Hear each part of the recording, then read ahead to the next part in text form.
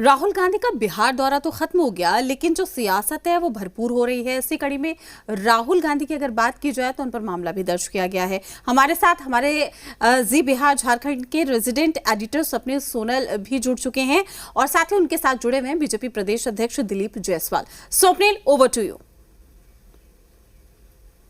शुक्रिया प्रीति। मेरे साथ भारतीय जनता पार्टी के प्रदेश अध्यक्ष डॉक्टर दिलीप जायसवाल मौजूद हैं। मेरा पहला सवाल तो यही है कि राहुल गांधी दरभंगा में कार्यक्रम करते हैं, केस दर्ज हो जाता है, उसके बाद उनका बयान आता है कि ये मेरे सीने पर मेडल की तरह है, आप चाहे जितने केस कर लो, सच और न्याय की बात करता रहो।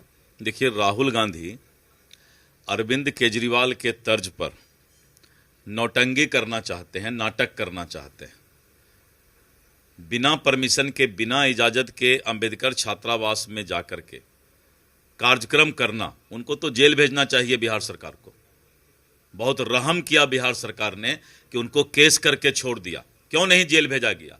राहुल गांधी क्या देवता है कि कानून तोड़ेगा और उस पर केस नहीं होगा? राहुल गांधी जानबूझकर, कल उसके साथ जो लोग थे उसने कहा कि किसी तरह ऐसा काम करो कि पुलिस धक्का मुक्की करे या केस करे तो उसका फायदा हमको पब्लिक में मिलेगा। कल वो बोल रहा था, अपने उनके बगल में एक कांग्रेसी नेता था जिसने मुझे बताया कि ये वो जानबूझ करके चाह रहा था। बिहार की पब्लिक को वो बेवकूफ समझता है राहुल गांधी कि बिहार का पब्लिक बेवकूफ है, केस होगा तो थोड़ा सा हमको लोगों के जो है ये मिलेगा। इस चक्कर में राहुल गांधी नहीं रहे। बिहार की जनता चाणक्य पैदा की है। बिहार की जनता से ही जो है पूरे विश्व में ज्ञान का रोशनी फैला है। बुद्ध ने यहीं पर शांति का माहौल में ये किया है। इसीलिए बिहार के जनता को जो बेवकूफ बनाना चाहते हैं राहुल गांधी कि केस हो जाए तो हमारे प्रति लोगों का जो है सेंटिमेंट, भावनात्मक रिश्ता जुड़ जाएगा, ये होने वाला नहीं है। राहुल गांधी को तो कल पकड़ के धक्का मार के जेल भेज देना चाहिए था, तब जाके सुधरता कि कानून नहीं तोड़ सकते हैं। इसलिए बिहार में वो जो चाह रहे हैं कि इस तरह का भावनात्मक बात फैलाएं कि हम पर केस हो गया, हम बलिदान हो गए। अरे शहीदी का ये लेना है तो जाओ ना बॉर्डर पर। अगर इतना शहीद होने का मेडल लेना है तो बॉर्डर पर जाकर के सेना के साथ रहो। तो इसलिए जो है ये लोग नौटंकीबाज नेता है और यहां से चाहता है कि पब्लिक का हम सिंपैथी लें। पब्लिक का सिंपैथी इससे नहीं मिलेगा। पब्लिक का सिंपैथी राहुल गांधी मिलेगा सेना के साथ जाकर के बॉर्डर पर पाकिस्तान के साथ लड़ाई करो। राहुल गांधी ये भी कहते हैं कि वो दो तीन बातों की लड़ाई लड़ते रहेंगे। एक तो जातीय जनगणना में पारदर्शिता हो, प्राइवेट इंस्टीट्यूशन के अंदर भी आरक्षण हो, ऐसे विषयों को लेकर वो लड़ते रहेंगे, कह रहे हैं। राहुल गांधी अपने माँ बाप का जो पुराना गलतियां हैं उसका प्रायश्चित करने आए।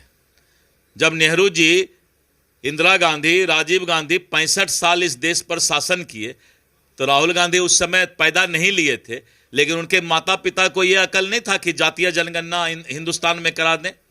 65 साल तक आपने बिना जातीय जनगणना के गरीबों पर, पिछड़ों पर, दलितों पर शोषण किया और आज उनको जब मोदी जी का शासन आया तो जातीय जनगणना ख्याल आया है। मोदी जी ने तो सेंसस के साथ जातीय जनगणना कराने की बात की। ये लोग तो नाटकबाजी कर रहा था कि प्रदेश में जातीय जनगणना हो जाए, उसका कोई लीगल, कानूनन उसका कोई महत्व ही नहीं था। ये तो मोदी जी ने जातीय जनगणना लीगल ऑथेंटिसिटी के साथ कराने का फैसला लिया कि अगर केंद्र के सेंसस के साथ जातीय जनगणना होगा तो उसका पूरे देश के अंदर कानूनन उसका जो है वजूद होगा। मेरा इस सेशन का आखिरी सवाल है कि पीएम बिहार आने वाले हैं, क्या कार्यक्रम होगा और कब आने वाले? प्रधानमंत्री जी का पहले से ही कार्यक्रम तय था कि उनको विक्रमगंज आना है और विक्रमगंज में वो बिहार के लिए बहुत से सौगात ला रहे हैं। बिहार की जनता और विकसित बिहार की चिंता करने वाले इस दुनिया के सर्वाधिक लोकप्रिय प्रधानमंत्री श्री नरेंद्र मोदी जी का आगमन विक्रमगंज होगा और लाखों की संख्या में, जिस तरह भागलपुर का रिकॉर्ड झंझारपुर में टूटा, झंझारपुर का रिकॉर्ड विक्रमगंज में टूटेगा। अथाह प्यार करती है बिहार की जनता नरेंद्र मोदी जी से। मोदी की गारंटी पर ही सिर्फ बिहार के जनता को विश्वास है। मोदी के गारंटी के अलावा ये दोहरे चरित्र वाले नेताओं का, राहुल गांधी, तेजस्वी यादव, लालू यादव, ये सब ठगने वाले लोग हैं, चारा चोरी करने वाले लोग हैं। और जिस तरह करके वहां पर भी राहुल गांधी और उनका परिवार पर भ्रष्टाचार का आरोप चल रहा है, ये सभी लोग भ्रष्टाचारी हैं, आज तक देश को लूटने का काम किए हैं। इन लुटेरा को अब देश बर्दाश्त नहीं करेगा। एक सवाल इसी से जुड़ा बहुत छोटा सा बच गया है। सवाल यह है कि जब पीएम जो आतंकी हमला हुआ था उसके बाद उनका पहले से तय कार्यक्रम बिहार था, और जब वो बिहार आए तो विपक्ष सीधे हमलावर हो गया कि आप बिहार में चुनावी सभा में आ रहे हैं। तो इस बार भी वही तमाम तरह के बयान आ रहे हैं कि चुनावी सभा के लिए पीएम जो है वो आ रहे हैं। विपक्ष का जो है आंख में मोतियाबिंद हो गया है। प्रधानमंत्री जब झंझारपुर आए तो उन्होंने पूरा दुनिया को संदेश दिया कि आतंकवाद को मैं ऐसा सजा दूंगा जो सपना में भी वो नहीं सोचा होगा। और उन्होंने इंग्लिश में भी कहा था, एक इंटरनेशनल मैसेज देने की बात की थी।